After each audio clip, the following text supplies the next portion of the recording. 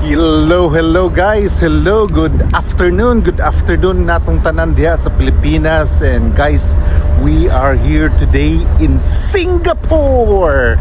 And look at that guys, you have the gondolas guys, and ito yung mga gondolas guys. They're actually traveling from the mainland all the way to the island of Sentosa guys.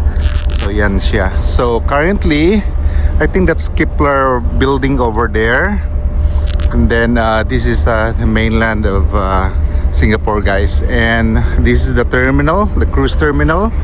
Yan po. And then doon naman sa distance guys is the Vivo City, and doon sa kalayuan guys, yun naman yung CBD ng Singapore.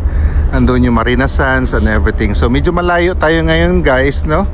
And ayun guys, doon naman sa distance guys, yun naman yung karamihan yung mga guys, mga containers, because Singapore actually is a major hub, you know, not only on cargos, you know, for ships, but also for airline, no? Singapore is a major hub for airline.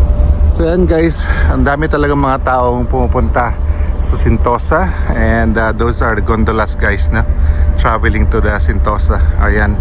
So ayan guys, so yan, medyo hindi tayo swerte ngayon guys kasi maambon, it's so cloudy, and yeah, medyo kasad yung atmosphere. Hindi naman siya ganun kainitan guys, no? Medyo, I think nasa mga 28 degrees tayo ngayon at least.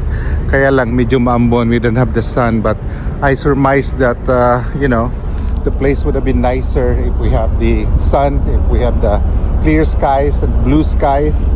Pero ayan guys, mahirap. Medyo ano talaga siya ngayon. Ayan, medyo maambon talaga. Alright. So ayan guys, we are staying here overnight in Singapore, and yan, enjoy lang tayo, and hopefully we can go out tonight and go some more. But yeah, so by the way, this is our pool, and close siya ngayon.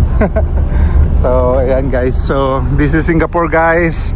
So sana makapunta din kayo dito, so you will appreciate Singapore.